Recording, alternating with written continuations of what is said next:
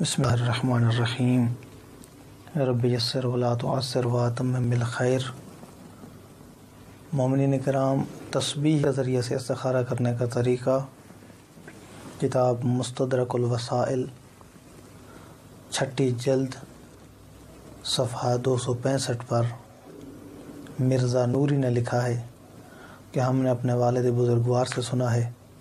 اور انہوں نے روایت کی ہے اپنے بزرگ اور شیخ بہائی علیہ الرحمہ، اور وہ کہا کرتے تھے کہ ہم نے اپنے بزرگوں سے سنا ہے، مشائخ سے سنا ہے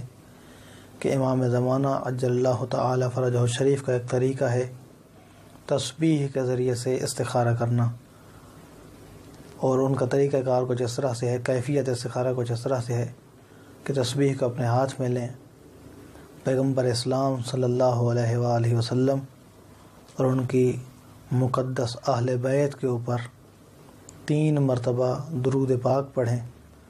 اور تسبیح کے دانوں پر ہاتھ رکھیں، 2 کر کے تسبیح کے دانے گنتے جائیں۔ اگر ایک بچ جائے تو اس کا مطلب یہ ہے کہ اس کام کو اجازت کرنے کی اجازت دے دی گئی ہے، اس کام کو انجام دینا چاہیے، کرنا چاہیے، اور اگر 2 بچتے ہیں تو اس کا مطلب منع ہے،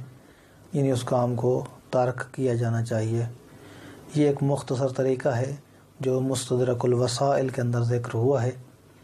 اس کے علاوہ ایک اور طریقہ ہے جو قرآن مجید کے ذریعے سے استخارہ کرنا ہے، اور تیسرا طریقہ 2 رکعت نماز اور رکعہ کے ذریعے سے ہے، پرچی کے ذریعے سے ہے، اس کو انشاءاللہ بیان کریں گے۔ دعا ہے کہ اللہ کی ذات ہمیں صحیح اسلامی تعلیمات پڑھنے، سمجھنے، اس پر عمل کرنے اور اس کی نشر و اشاعت کرنے کی توفیق عطا فرمائے۔ والحمد للہ رب العالمین۔